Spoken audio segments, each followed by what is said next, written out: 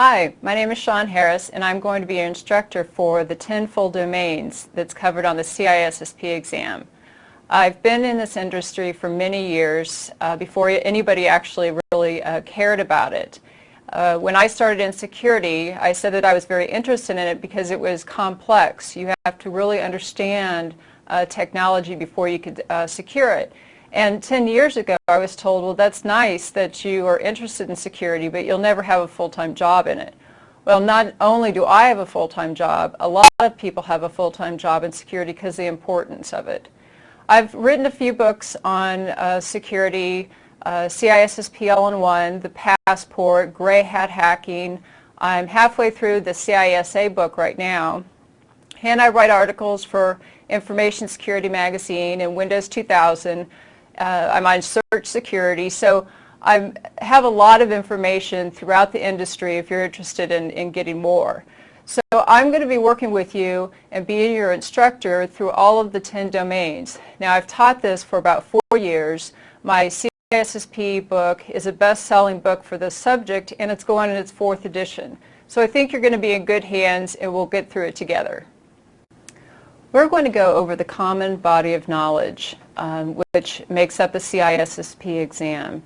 And this is 10 full domains that we have listed. It's access control, information security, physical security, business continuity management. And this is really foundational information for you as a practitioner, either at a company, as a security consultant, as a business person who is responsible for any type of security within your environment. So it's a good coverage of all that touches security, because most people think security is just one thing, like a firewall, an IDS. They think it's very technical. But this exam is good because it covers all the components of security, and if you really get to know this information and not just study it to pass the exam, if you really know this information, it'll be useful to you out in the industry. Now, the exam itself has 250 questions, and you know, they're not even high-tech yet. They've got, just like when you took the SAT test, you have to fill in those little bubbles. Now, 25 of the questions of the exam are not even going to be graded. They're new questions that they're kind of testing out to see if they're good questions or not. But you're not going to know which are going to be graded or which are not going to be graded.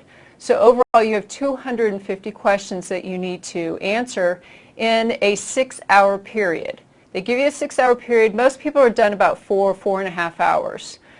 There's nothing that you could take in for the exam except if English is not your first language, you could take in a dictionary that goes from one language to English. And they're actually getting more strict about being able to take in cell phones or those types of things, so nobody's going to cheat.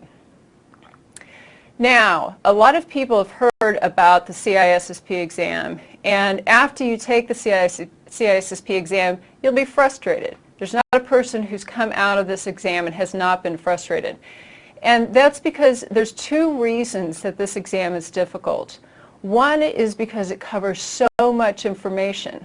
A lot of people may have a specialty in network security, or maybe they have a specialty in business continuity, but hardly anybody really knows all 10 domains: application security, operation security. So that's one reason that the exam is difficult, because of all the information it covers.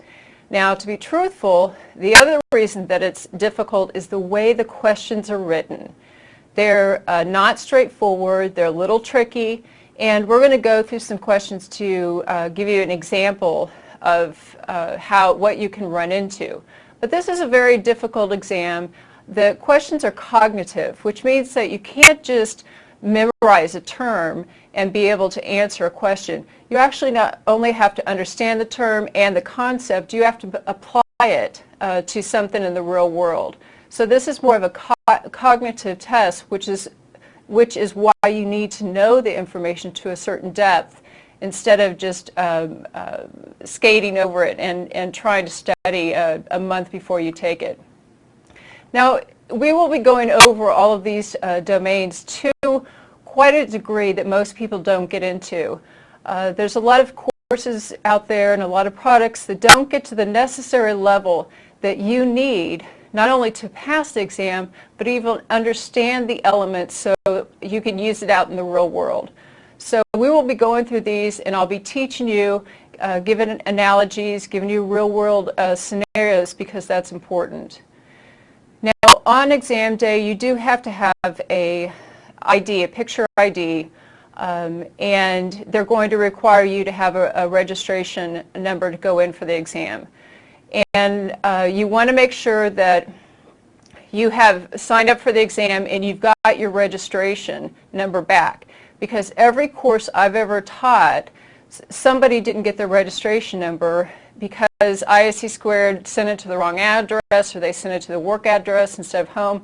So don't run into that issue. You have to have that registration ID before you could take this exam. Now, if you don't have enough experience, because to take the CISSP exam, you have to have 4 years of experience, or you can have a bachelor's degree. You can read through on their website, the requirements to actually sit for this exam. But if you don't have that much experience in information security, they have something that's called the associates, which means you could sit for the exam and then you can get the experience, and somebody has to sign off that you've actually got the experience. So people who are coming out of college that don't have the experience in the industry are taking and getting an associate's degree. So don't think that you don't have enough experience to be able to do this. There's a couple ways that you can approach it. Now, it's important if you're going to, when studying for CISSP, this is it.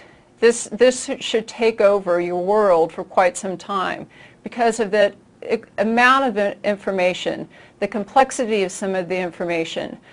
This should be your core topic and your core focus in life if you really want to pass this exam, because I know a lot of security professionals, very bright, very talented, very experienced, who have not passed it. So you need to take it seriously.